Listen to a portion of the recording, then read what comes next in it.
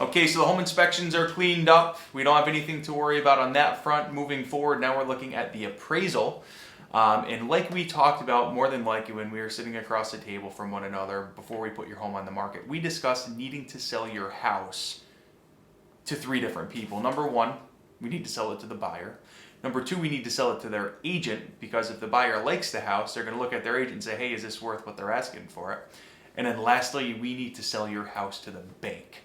The bank needs to be told by the appraiser that it's worth what they are lending on it. Okay? So in my opinion, this is really the major hurdle, especially in this market, that we need to cross. So these appraisers, they're third parties, so they come in, they're hired by these banks at random. They'll come into your house, take some measurements, take some photos, and essentially run a market analysis to be sure that the home, again, is worth what that buyer is borrowing against the property.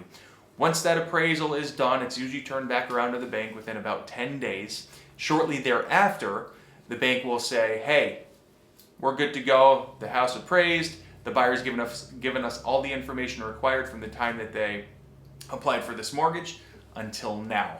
So then we have the mortgage commitment, and that's a very easy hurdle to get over if we're running in this race. That's more of like a gate that we're going through, saying like, oh, okay, we made it to this point. It's kind of all downhill from here, we hope. Because the next thing that we're going to be talking about, of course, is the title search.